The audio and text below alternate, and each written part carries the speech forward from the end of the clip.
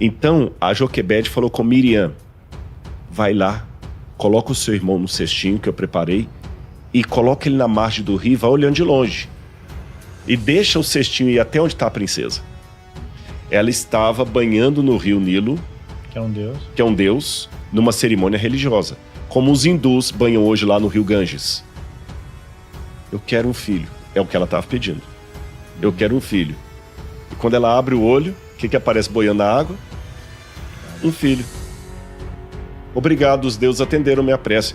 É um hebreu, mas cavalo dado não se olha o dente. Até que um dia, e Moisés aqui, eu vou chocar muita gente, Moisés já estava com quase 40 anos, em torno de 40 anos. A gente imagina um Moisés ainda jovem, 40 anos. Ele vê um egípcio batendo num hebreu. Aí ele pega e com ódio ele mata aquele egípcio e desesperado depois ele enterra o corpo do cara na areia.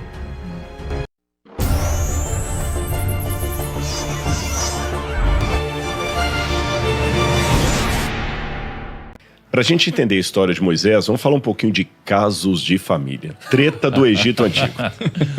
Para resumir para a galera que está em casa e para vocês aqui também, o Egito foi a segunda maior potência mundial daquele tempo. Primeiro era a Mesopotâmia, a Suméria, depois vieram os Elamitas, os Assírios, lá na região onde hoje é o Iraque. E aqui estava o Egito, também outra potência. É como se fossem Estados Unidos e Rússia, sabe? Estados Unidos e China, assim. E o Egito teve uma época que recebeu muitos imigrantes, muitos.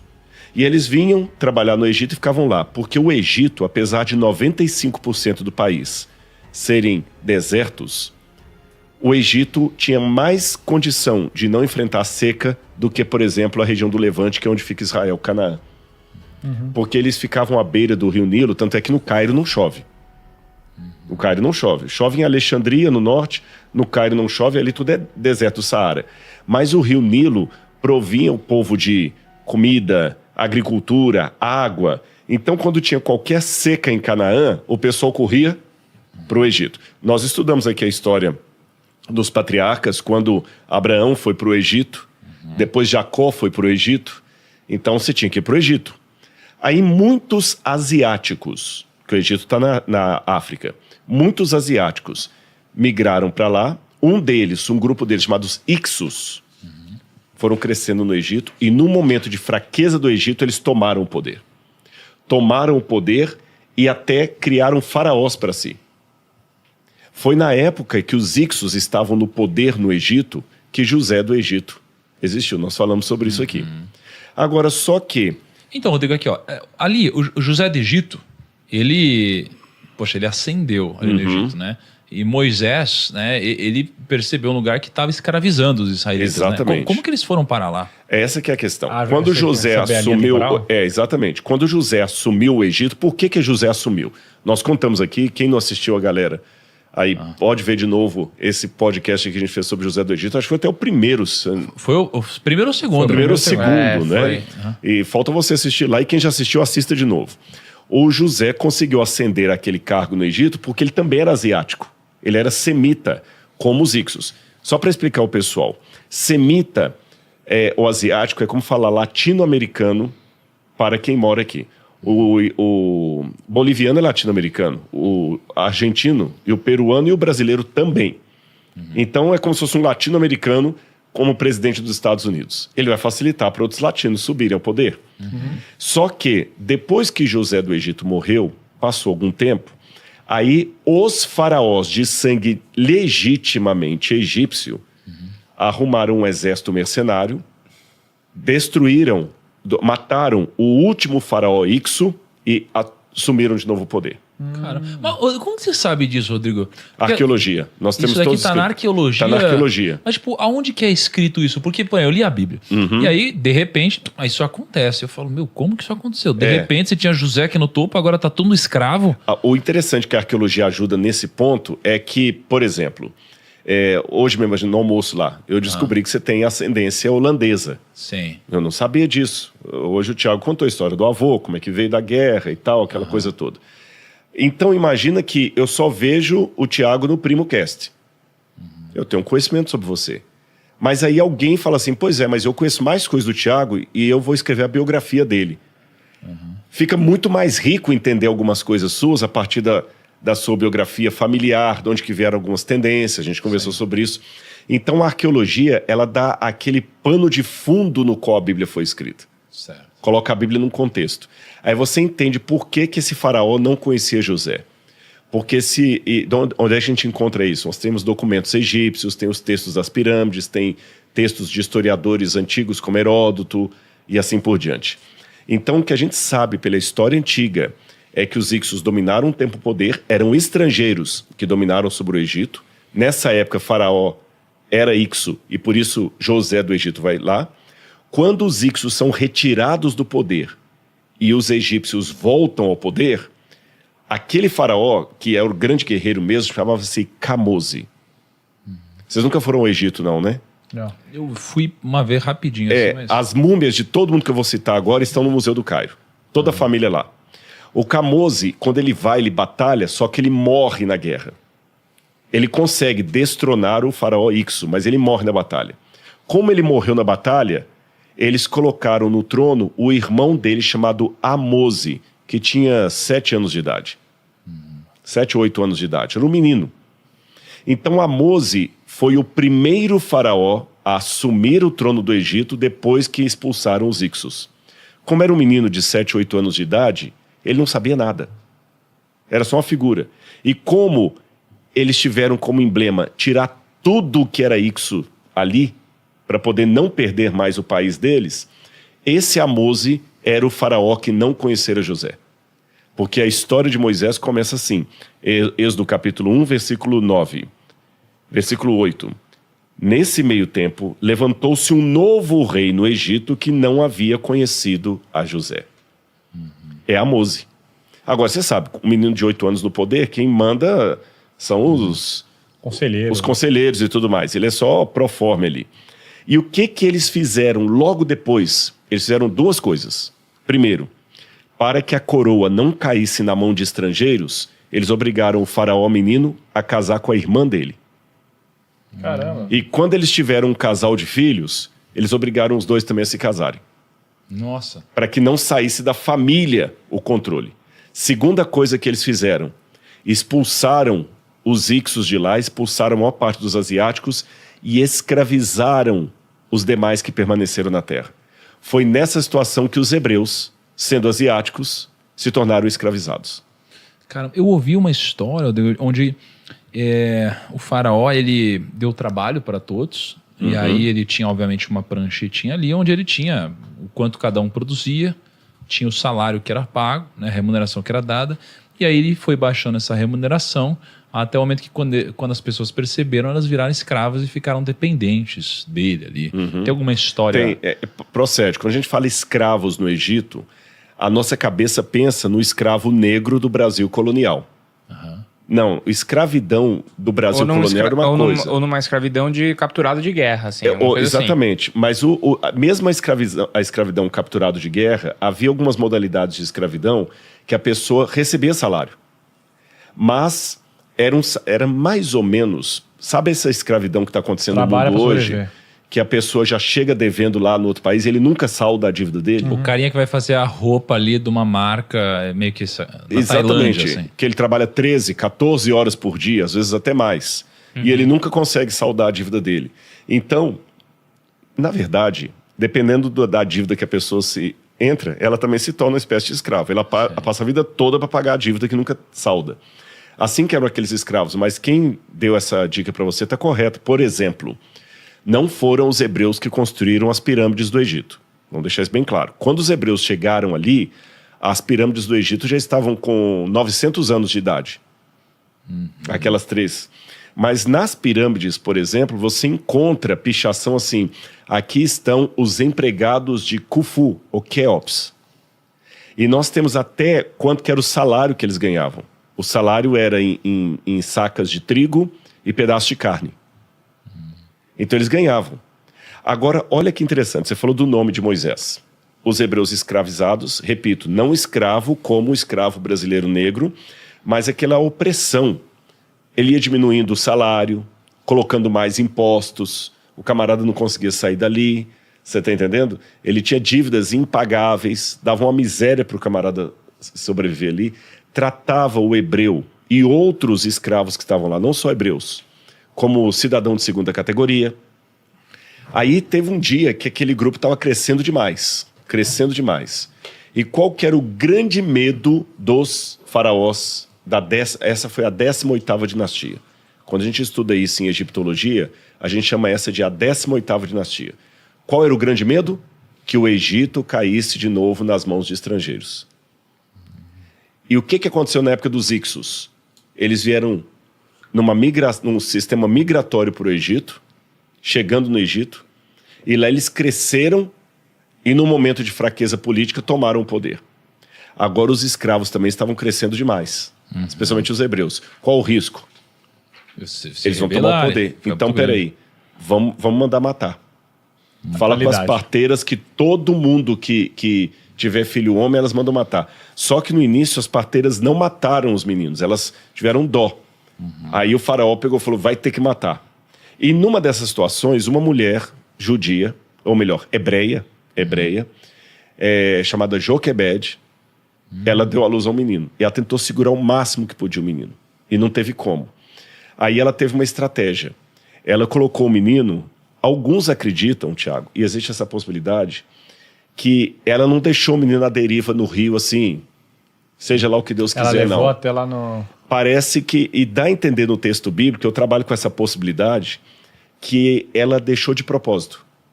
Ela sabia a hora que a filha do faraó vinha tomar banho.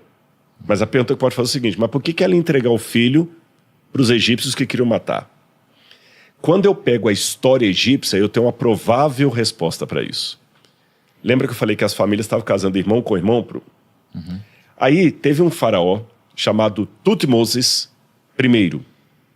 Tá certo? Tutmoses I. Aí ele teve uma filha chamada Hatshepsut. Só que esse Tutmoses I, ele não era de sangue real. E ele tinha uma amante. Aí com a amante, ele teve um filho que também se chamava Tutmoses. Ele obrigou a Hatshepsut a casar com o meio-irmão bastardo dela. Novinha ainda, criança. E para piorar, a Hatshepsut só teve uma filha.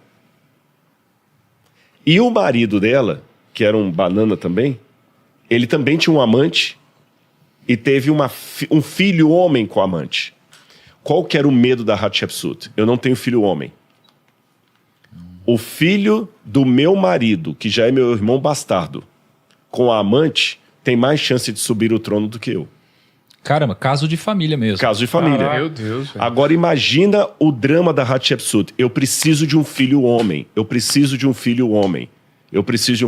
E isso eu resgato pela arqueologia.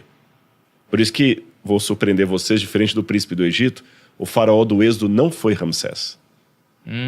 Porque essas histórias todas devem ter acontecido na 18ª dinastia, depois eu posso explicar por quê.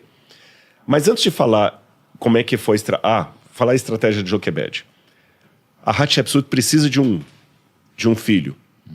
Era uma menina que já estava obrigada a casar com o cara lá, e como eu falei, quando ela casa com ele, ela vai ter uma filha chamada Neferuri, que vai morrer criança também.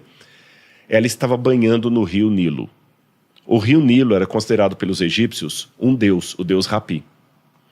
Então, a Joquebed falou com Miriam, vai lá, coloca o seu irmão no cestinho que eu preparei e coloca ele na margem do rio e vai olhando de longe. E deixa o cestinho ir até onde está a princesa. Por que ela fez o cesto de junco? Sabe o que é o junco aqui? Papiro.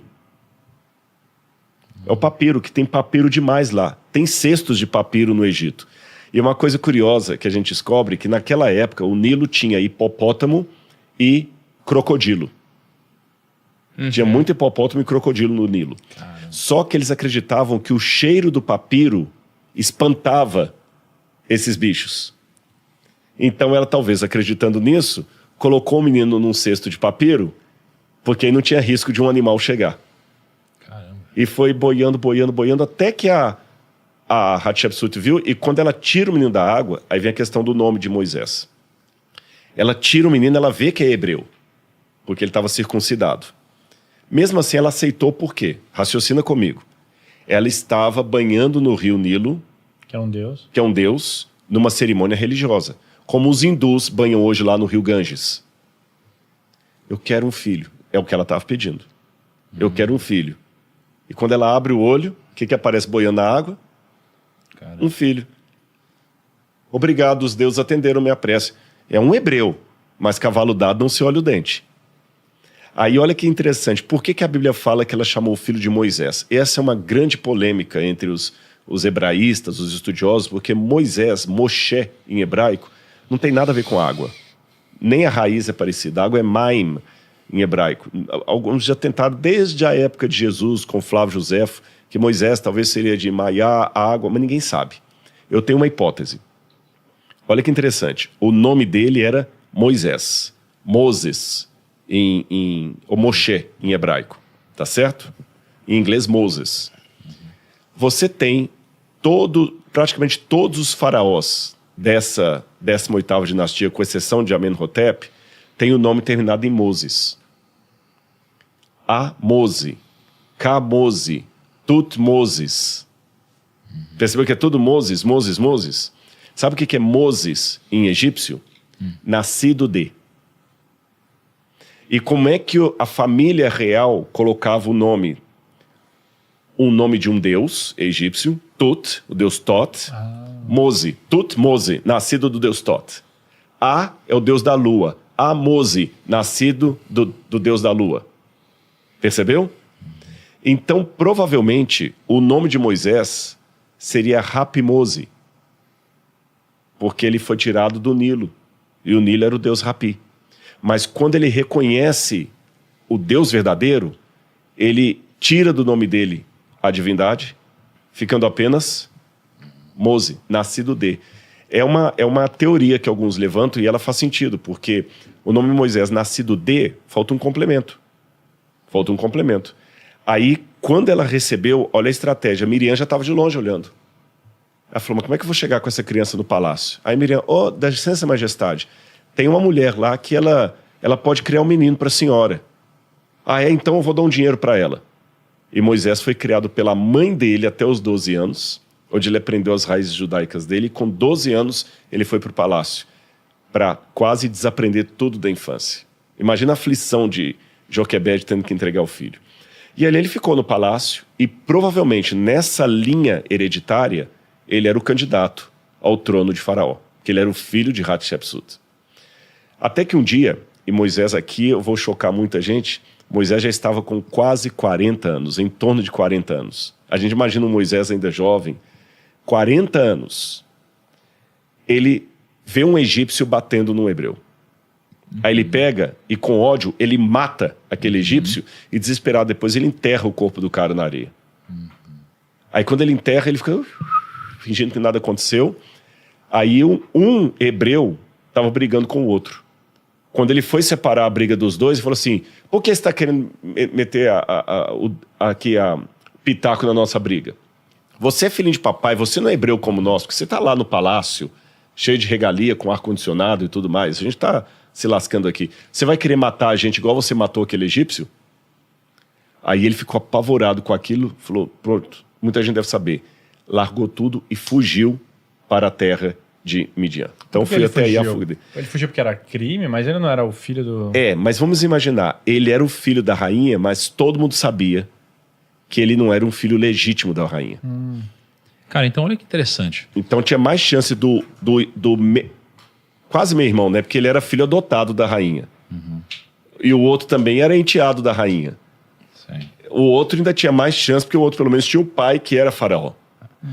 Cara, então Moisés, ele era tão predestinado a libertar o povo que quando ele ainda era criança, ele conseguiu libertar a própria mãe, né? Assim, a primeira Exatamente. pessoa que ele salvou ali foi a própria mãe. E olha que interessante, ele foi parar, né, nos braços da filha do faraó, e naquele exato momento que a irmã dele, Miriam, chegou na filha do faraó, ofereceu a própria mãe, sem saber obviamente que era a mãe, ofereceu a própria mãe para cuidar Sim. do próprio filho. Então, e ela foi parar no palácio. Ou seja, essa primeira pessoa foi a primeira pessoa a ser salva por Moisés ali, sem Exatamente. ele. Enfim, ele é realmente diferente. Agora, o que me chama a atenção, Rodrigo, na história de Moisés, nesse comecinho, é que ele assassinou uma pessoa, cara. Uhum. Esse é o problema. Ele era predestinado, mas ele também deu suas burradas. Cara, ele assassinou uma pessoa, assim. Ele deu suas burradas. Tanto é que, até antes da gente ficar chocado que ele assassinou uma pessoa, vamos fazer a pergunta psicológica. Por que ele fez aquilo? Olha que Pra interessante. proteger seu próprio povo. Mas Ele não do sabia jeito que era errado. povo, né? Não, Isso. sabia. Sabia? Sabia porque ele passou 12 anos com Joquebede. Ah, então... Não, ele sabia que era o próprio Ele sabia, porque Joquebede era a mãe povo. E dele. deve ter sentido por muito tempo essa raiva, essa angústia, né? Exatamente. Então, quer dizer... Tudo que eu aprendi de desenho e tudo mais, que ele não sabia e foi uma revelação, é mentira. Então ele sabia desde sempre que era o povo É porque no dele. desenho é uma revelação. no uma desenho é uma revelação. revelação. Ele chega lá na parede, vê aquele monte de hieróglifos lá. Mas eu acho que é também assim, ó, uma criança, ela sabe, mas ao mesmo tempo, conforme ela vai crescendo, eu acho que a cabeça... Ela vai notando e percebendo. né? Aí você fica meio, pô, mas o que é o certo? O que é o errado? Porque você falou que até os 12, né, foi Tem os criado. 12 que ele ficou pelo Joquebede. E aí depois você tem dali pra frente, pô, a cabeça ainda está em desenvolvimento. Eu vou te falar que eu, lembrando aqui do meu pai com 10, 11 anos, eu lembro de coisas e hoje eu entendo algumas coisas que aconteceram que na época pra mim poderia ser normal. Aí assim. não deixa de ser uma revelação, vai. Mas assim, tanto é que a psicologia mostra que acho que 70% ou 80% dos traumas que nós levamos para o psicólogo tratar foram criados na infância. Sim. Exatamente. Muitas tendências são criadas na infância. E Moisés passou a infância com a mãe legítima dele. E essa questão que eu até falei da possibilidade dele ter tirado o nome da divindade, ficado só com o outro, porque a gente vê isso entre os hebreus. Você sabe que quando um grupo étnico fica no estrangeiro muito tempo, ele pega características daquele lugar lá, sociais. Por exemplo, se você for aqui a Praça a Liberdade em São Paulo, você tem um monte de japonês lá, que o camarada tem o olho repuxado, tem o sobrenome japonês, mas ele torce por Corinthians e fala assim, o Corinthians perdeu, meu. Perdeu de novo, meu. Mas ele é japonês. E come arroz com feijão. Pô, sacaneou os corintianos, Rodrigo. Ou os Tá japoneses. difícil mesmo, viu, cara? Ou os japoneses, né? O negócio tá difícil, viu? Vou tomar processo dos dois lados agora. Mas o que acontece? Ele é japonês. Veio pra cá, mas ele não sabe nada de japonês. É você, descendente de holandês, mas praticamente não sabe nada de holandês e tem muito pouco. Os hebreus no Egito estavam falando já mais egípcio e tudo, Sim. pegaram nomes. Então, por exemplo, dando mais uma vez a ilustração do japonês. Ele tem um nome lá, sobrenome Hirata, né? Hirata. Mas o nome dele é Carlos. Cara. Carlos Hirata. Você sabe que ele é japonês pelo sobrenome, o nome é Carlos. Então, muitos hebreus também começaram a pegar nomes egípcios. Que é uma curiosidade aqui. Existia um nome em egípcio muito comum chamado Merit. Merit. Só que Merit em egípcio significa amada de. Então tinha que ter um complemento. E geralmente era um complemento divino. Meritamun. Amada do deus Amon. Meritaton. Amada do deus Aton. Tá certo? Então sempre pedir um complemento. Amada de quem? Aí você sabe que os nomes, eles não são traduzíveis, mas eles são adaptáveis. James virou Tiago. Wilhelm virou Guilherme. Joseph virou José. Luke virou Lucas, em bom. português. Né? Sei que você falou que virou Não, Mário. Mário, né? Não, mas o Wilhelm virou Guilherme, bem diferente. Então, por isso. Sabe como é que os hebreus falavam Merit? Ah. Miriam. Miriam. É a hebraização do nome Merit. Aí só dando um spoiler pro pessoal aí, esse Merit vai ficar muito, esse Miriam vai ficar muito comum no povo judeu, e depois que eles vão ter contato com a Grécia, os judeus de fala grega vão chamar Miriam de Marias. De onde veio o nome Maria. É o mesmo nome. Mas olha que interessante. Amada de quem? Não, só Miriam. Tirou a divindade pagã ali. Então Moisés, ele queria fazer a coisa certa, mas ainda do jeito errado. Talvez o fato dele ter a maneira como ele mata o egípcio para resolver o problema, ao invés de ir pelas vias legais. A maneira como ele se impõe para separar a briga dos dois hebreus ali demonstra que ele achava que poderia resolver o problema por conta própria. Agora, Rodrigo, assim, quando... As forças dos braços. Pela força que ele estava tendo. Na Bíblia, quando fala sobre não matarás, assim, não apareceu ali ainda, né? Vai aparecer depois. Vem né? depois Vai a ser regra. o próprio Moisés que vai receber isso. E antigamente era uma então coisa tá meio... valendo aí. Não, sério, óbvio que eticamente, né? Sim, é uma coisa, nunca mas foi uma coisa- tô pensando em termos de princípios bíblicos, etc. Chegou a ser dito sobre não matar antes disso, porque... Sim, nós temos que, na verdade, os 10 mandamentos, como estão formatados, foram dados no Sinai. Certo, Tá. para Né? Moisés. Mas Para pra Moisés, frente. para Moisés, mas para frente. Porém, Aí ele podia falar, mas não, você tinha que ter falado antes, podia ter falado para Deus. Né? mas falou, porque o princípio dos 10 mandamentos é anterior ao Sinai. Então, repito, Então tava liberado roubar. né? não estava. Tanto é que, por exemplo, no Antigo Testamento, quando Caim mata Abel, Ah, perfeito. Deus falou que Nossa. aquilo era um pecado, não Verdade. matarás. Então não confundamos o formato da lei com o espírito da lei. Ele pegou a parte antes de Moisés e falou assim, cara, pra facilitar pra galera, vou fazer em bullets, tá? O que não pode fazer. Deus mandou um PowerPoint. Tipo assim, ele falou assim, pô, tem Era muito bullets. texto, a galera não consegue interpretar. Então vamos mandar em bullets, aqui 10 bullets. É. vocês Mas é seguem sensacional mesmo. Quando você olha para os princípios, 10 bullets traduzem, cara, todo um Todo. conjunto de Todo. ética absurdo, né? Absurdo. Melhor do que o